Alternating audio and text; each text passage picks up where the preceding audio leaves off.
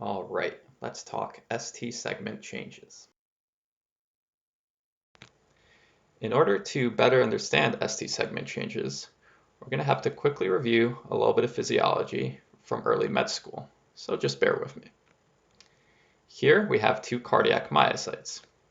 Normally, like all cells, you have more potassium inside than outside the cell, and you have a little bit of physiologic leaking of the potassium from inside to outside. Now, let's say one of these cardiac myocytes gets ischemic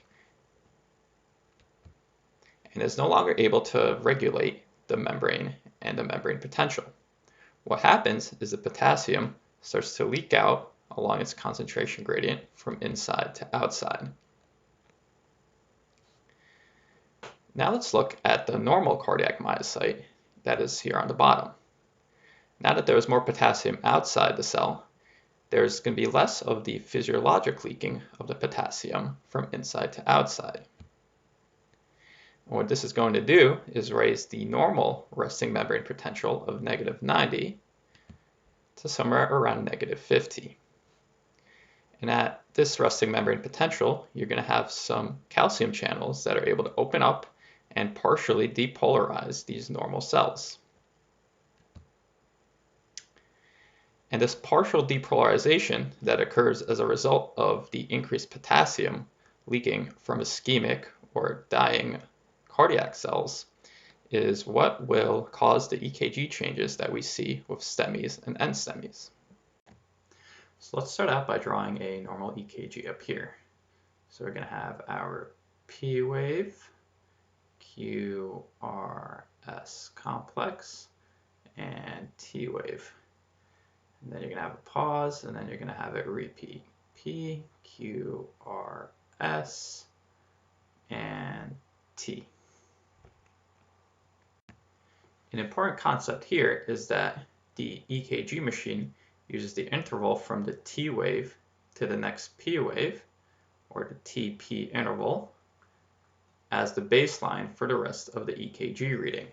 So in this case, the dashed line here is the baseline, and it's equal to the electrical activity that happens in between the T wave and the P wave.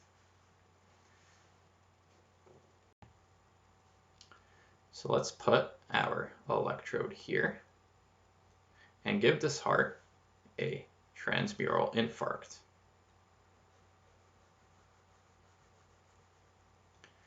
As we just talked about, when you have ischemic cardiac myocytes, they will leak some potassium and cause partial depolarization of the surrounding normal myocytes. And the direction of this will be away from the ischemic infarcted area. Typically, this is occurring when the heart is at rest in terms of its electrical activity, which is during the T to P interval. But now you have this partial depolarization moving away from the reading electrode. So compared to the same baseline we have here, the normal one, you will actually have negative deflection. Then you have your normal P wave and your Q, R, and then as you go down to finish ventricular depolarization, the whole ventricle will be depolarized, so you will have no net electrical activity, and that will be at the baseline.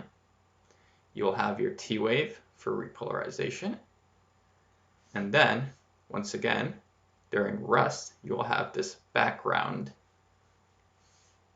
activity, which will bring you down here into the negative region again. But like we just talked about on an EKG machine, the T to P interval is what is set as the baseline. So on the actual reading, all of this will be shifted upwards so that the T to P interval here is set as 0. So on the actual reading, you will have your P wave here, Q, R, your ST elevation, and then return to baseline, with the cycle then repeating itself. So as we can see, this TP interval depression, when corrected on the EKG machine, is what actually causes the ST elevation that we normally see.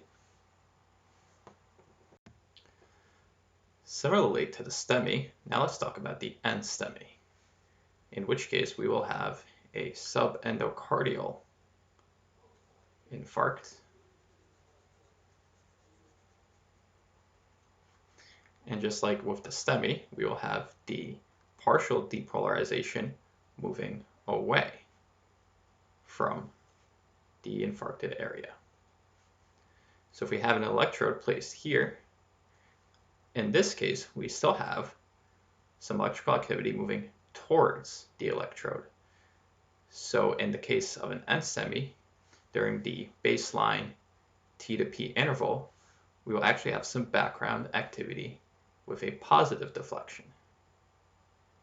And then we have our P wave, our Q, R, S, down to baseline, since here we have no electrical activity, with the whole ventricle, including this area here, depolarized, our T, and then afterwards, once this background depolarization begins again, we will return up here and continue with the cycle.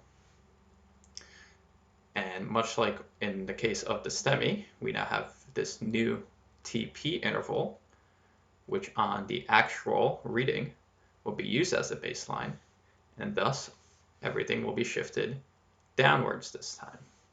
So we'll have our P wave on the new baseline, our Q, R, and then our depression, T, and then return to baseline.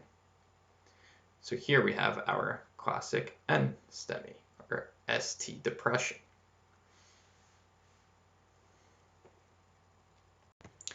And here we will really see the significance of having all of these different leads giving us different views of the heart. Seeing ST elevations in certain leads can allow us to localize the area of infarction. If we recall, we have our precordial leads V1 through V6. V1 and V2 are our septal leads. So seeing ST elevations in V1 or V2 would suggest an infarct in that area. V3 and V4 are our anterior leads. So ST elevations in V3 and V4 suggests an anterior MI. Elevations in V5 and V6, and here we would include one in AVL, suggests a lateral myocardial infarction. And finally, seeing ST elevations in 2, 3, and AVF suggests an inferior MI. These localizations actually line up pretty well with the blood supply of the heart. So if we have an inferior infarct, that is involvement of leads 2, 3, and AVF, that would suggest occlusion of the right coronary artery. A septal or anterior MI, V1 through V4, points towards occlusion of the LAD, while a lateral infarct, V5, V6, 1, and AVL, points towards occlusion of the left circumflex or the left anterior descending coronary artery. Let's move on to some examples. Are there any ST elevations that jump out at you in the ECG? If we look at leads V2, V3, and V4, they all have significant ST elevations. ST elevations in these leads would suggest an anterior STEMI. How about this one here? Any significant ST elevations? Looking at leads 2, 3, and AVF, we see significant elevations at the J point. So this would suggest an inferior STEMI. Being able to quickly localize potential myocardial infarctions can be very critical. For example, in an inferior STEMI, it's very likely that the individual has involvement of the right ventricle as well, since it's supplied by the right coronary artery. If someone with an infarct of the right ventricle, which is volume dependent, is administered nitrates, you can actually end up worsening their condition.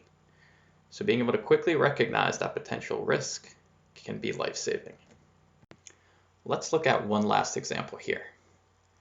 Do you see any significant ST changes in this EKG? In leads V1, V2, and V3, we have what looks like significant ST depression. However, this EKG is actually an example of a posterior STEMI. Let's quickly pull up a view of the heart. With our V1 or V2 electrode, for example, placed on the chest, and this being the anterior portion of the heart, and here we have the posterior. Adding in our posterior infarct, during our T to P interval, you will have the partial depolarization moving in this direction, which would raise the T to P interval, giving us the following ST depression once that is set as the new baseline. So here it's really important to remember that whenever you see ST depressions in leads V1, V2, or V3, you should always consider the possibility of a posterior ST elevation MI.